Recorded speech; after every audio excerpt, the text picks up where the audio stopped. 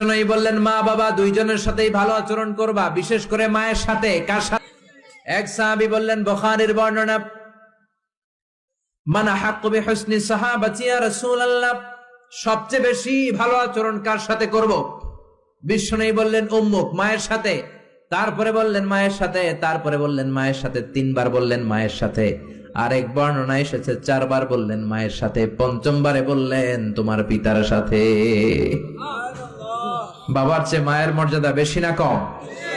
আল্লাহ বললেন বাবার চেয়ে মায়ের মর্যাদা অনেক বেশি। তার কারণ হলো মা যে কষ্ট সহ্য করেছে বাবা ওইটা করে নাই, ঠিক কিনা?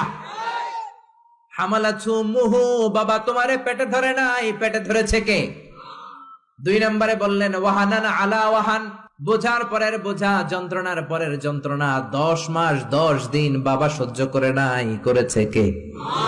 তিন নম্বরে বললেন ওয়াফিসালুহু ফি আমাইন, 2 বছর বাবা দুধ খাওয়ায় নাই, দুধ খাওয়ালো কে?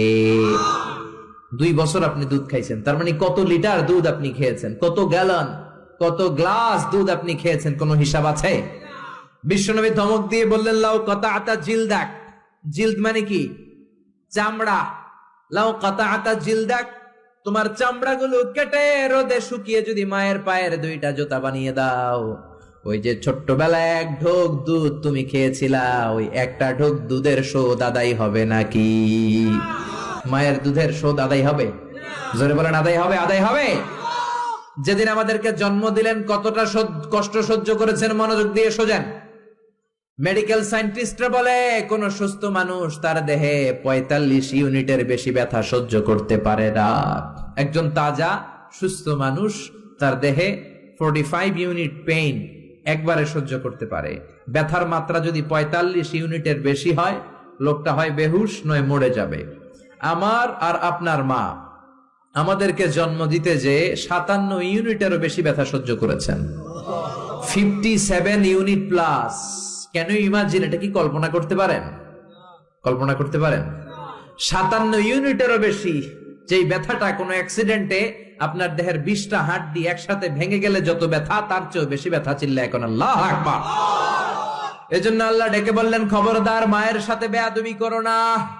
মায়ের সাথে বেয়াদবি করলে তোমার কোনো আমল কাজে আসবে না। বিশ্বনবীর জলিল কদর সাহাবার নাম ছিল আলকামা। কি নাম? আরো জোরে বলেন কি নাম? আলকামা অসুস্থ, ইন্তেকাল করবে, মুমূর্ষ, কিন্তু মুখ দিয়ে কালেমা বেরোয় না। তার আত্মীয় স্বজন সবাই মিলে তার সামনে কালিমা পড়ে, কিন্তু কালিমা বেরোয় না। 3 দিন বিছানায় পড়া। কয়দিন?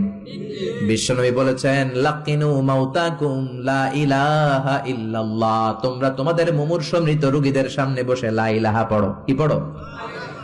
কিন্তু বললেন না লা ইলাহা পড়েন, লা ইলাহা পড়েন। অনেকে মারা যাবে, দাদা মারা যাবে, চাচা মরে যাবে, বিছানায় পড়া, কানের সামনে যায় এই লা ইলাহা পড়েন, লা ইলাহা পড়েন। এরকম জোরাজোরি করবেন না, তার রুহু বেরোচ্ছে, এমনিই তো একটা জ্বালা। আবার যদি আপনি চাপাচাপি করেন, সে যদি বলবে শোনা পড়ুন না, ঝামেলা আছে না নাই? এজন্য বিশ্বনবী বললেন জোরাজোরি করো না, কানের সামনে যে আস্তে আস্তে তার সামনে যে পড়তে শুরু করে দাও লা ইলাহা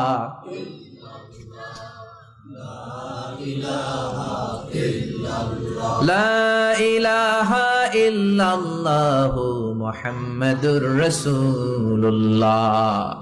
লাকিনু মাউতাকুম লা ইলাহা ইল্লাল্লাহ, তোমাদের মৃতদের সামনে যে, মুমূর্ষদের সামনে যে কালিমার তালকিন দাও। আলকামা নামক সাহাবীর মুখ দিয়ে কালিমা বেরোয় না। বিশ্বনবী বেলালকে আর সুহাইবকে, 2 সাহাবীরে পাঠালেন, যাও কালিমার তালকিন দাও। বেলাল যে তালকিন দেয় তারপরেও বেরোয় না, জিহ্বায় আটকে যায়। বিশ্বনবী আলকামার বিবিরে ডেকে পাঠালেন। আলকামার বিবি আসার পরে বিশ্বনবী বললেন ও আলকামার বিবি, আলকামা কেমন ছিল? বিবি বলে নামাজি ছিল, অনেক দানশীল ছিল, কোনো খারাপ আমল ছিল না। আলকামার বাবা মা কেউ বেঁচে আছে নাকি? আছে। কে আছে? মা আছে, মারে ডাকো। ও আলকামার মা, তোমার আলকামা কোনোদিন নামাজ ছেড়েছে কিনা? না। রোজা ছেড়েছে কিনা? না। মানুষের সাথে খারাপ আচরণ করেছে কিনা? না। তোমার সাথে কেমন আচরণ করেছে? তোমার সাথে কেমন আচরণ করেছে? এই প্রশ্ন করার পরে আলকামার মা কাঁদতে শুরু করে দিলেন। আলকামার মা বলে নবী আমার কথা শুনতো না, শুধু বউয়ের কথা শুনতো। বউয়ের ওড়না ধরে পিছু পিছু ঘুরতো, আমার মনে কষ্ট দিয়েছে। বিশ্বনবী বললেন তোমার ছেলেরে তুমি মাফ করে দাও। আলকামার মা বলে না, মাফ করব না। একথা শোনার পরে বিশ্বনবী বললেন লাকড়ি আনো, আগুন জ্বালাও, আলকামারে আগুনে ফেলে দেব। লাকড়ি এনে আগুন জ্বালানোর পর আলকামার মা চিৎকার দিয়ে বিশ্বনবীর পায়ে পড়ে যায়। বিশ্বনবীর ডেকে বলে, নবী গো, আপনার দুটা পায়ে ধরি, আমার কলিজার টুকরা আলকামারে আগুনে ফেলবেন না। আলকামা আমার নার ছেড়া ধন, আমার কলিজার টুকরা। ও নবী, অনেক কষ্ট দিয়েছে আমার মনে, কিন্তু আগুনে ফেলবেন না। আগুনে ফেলার জন্য ওরে আমি পেটে ধরি নাই, আগুনে ফেলানোর জন্য ওরে আমি মানুষ করি নাই। ও নবী, আমার আলকামারে আগুনে পড়বেন না। জান জান, আমি আমার আলকামারে মাফ করে দিলাম। বিশ্বনবীর সামনে দাঁড়িয়ে আলকামার মা যখন মাফ করে দেওয়ার ঘোষণা দিল, বিশ্বনবী সাক্ষী, সাহাবীরা সাক্ষী। আলকামা চিৎকার করে পড়তে শুরু করলো, লা ইলাহা ইল্লাল্লাহু মুহাম্মাদুর রাসূলুল্লাহ সাল্লাল্লাহু আলাইহি সাল্লাম। কালেমা পড়ে শেষ নিঃশ্বাস ত্যাগ করেছে। চিল্লায় কোন আল্লাহু আকবার। এজন্য মা বাবার খেদমতের দরকার আছে না নাই? সাইয়েদনা ইব্রাহিম ওনার ছেলেকে রেখে আসলেন মরুভূমিতে, মক্কার জমিনে। তার বিবি হাজরা সহ হাজার মারা গেল। সাইয়েদনা ইসমাইল বড় হলেন, তাগড়া যুবক। বুখারীর বর্ণনা, জুরহুম নামক কওমের একটা মেয়েকে বিয়ে করে সুখের সংসার করলেন। আল্লাহ বললেন, ইব্রাহিম যাও যাও, তোমার ছেলেরা দেখতে যাও। বুখারীর বর্ণনা, সাইয়েদনা ইব্রাহিম ইসমাইলের বাড়িতে দেখা করতে গেলেন, বেড়াতে গেলেন। সাইয়েদনা ইসমাইল বাড়িতে নাই, বনে গিয়েছে শিকার করতে। কি করতে?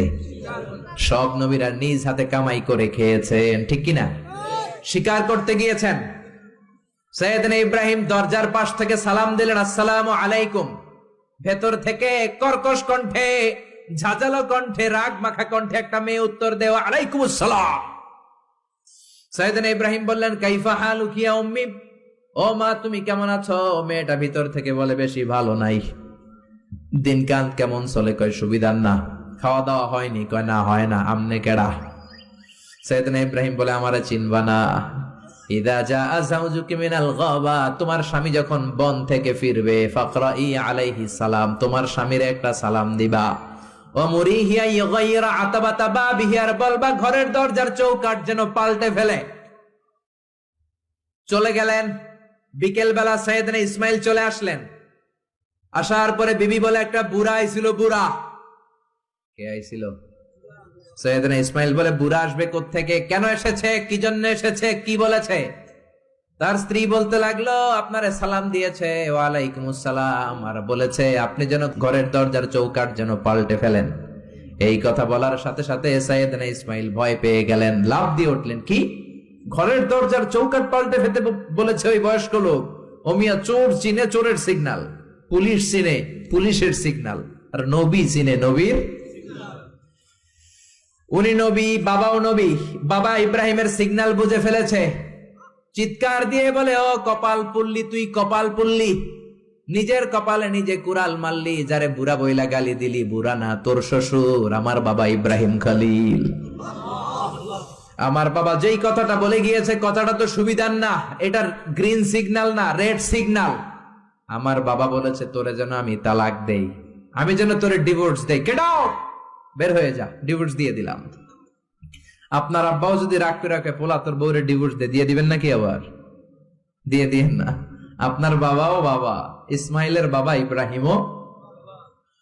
উনি সাধারণ বাবা নন, আল্লাহর পক্ষ থেকে ওহী পেয়ে উনি কথা বলেন। তালাক দিয়ে দিলেন, নতুন বিয়ে করলেন। 3 বছর পর আবার সাইয়েদনা ইব্রাহিম দেখা করতে আসলেন। আজকেও ইসমাইল বাড়িতে নাই, বনে গিয়েছে শিকার করার জন্য।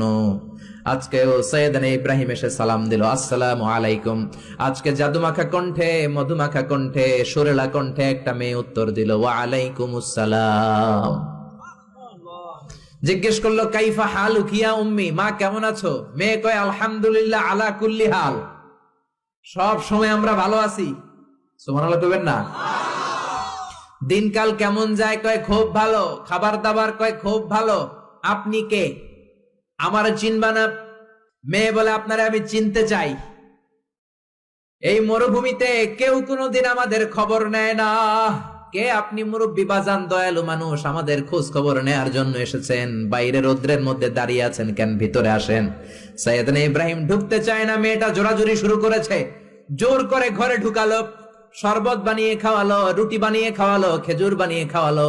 ছাগল পালতো, ছাগলের দুধ খাওয়ালো। সাইয়েদনা ইব্রাহিম এই আপ্যায়ন দেখে চোখের পানি ছেড়ে মেয়েটার জন্য দোয়া করে দিল। ও মেয়ে, এইটাও মাইয়া, আগেরটাও।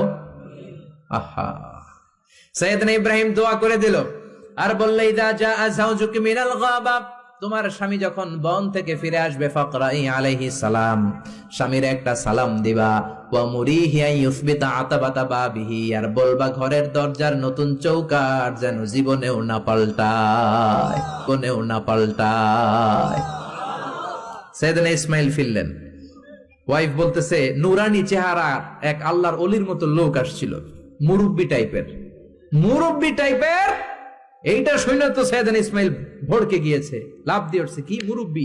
কারণ আগের একটা তিক্ত অভিজ্ঞতা আছে না নাই? চিৎকার দিয়ে বলে, তাড়াতাড়ি বল, কেমন আচরণ করেছিলি বল। বিবি বলে, আপনি ভয় পাবেন না, অনেক ভালো আচরণ করেছি, আপ্যায়ন করেছি। উনিও আমার মাথায় হাত বুলিয়ে দোয়া করেছেন, আপনারে সালাম দিয়েছেন, আর বলেছেন ঘরের দরজার নতুন চৌকাঠটা যেন জীবনেও আপনি না পাল্টান। আদরের চোটে বিবিকে জড়িয়ে ধরলেন, বললেন, ও বিবি, তুই তো পরীক্ষায় গোল্ডেন এ প্লাস। কি পাইছস? গোল্ডেন।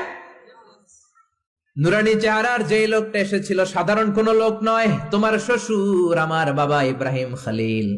আমার বাবা চৌকাঠ বলতে তোকে বুঝিয়েছে আর বোঝাতে চেয়েছে, এই যে তোরে আমি বিয়ে করেছি, জীবনেও যেন তোরে তালাক না দেই, তোর হাতটা যে দুনিয়াতে আমি ধরেছি, তোর হাত ধরেই যেন দুজনে জান্নাতে ঢুকে যায়। এজন্য বাবা মার দোয়ার দরকার আছে না নাই?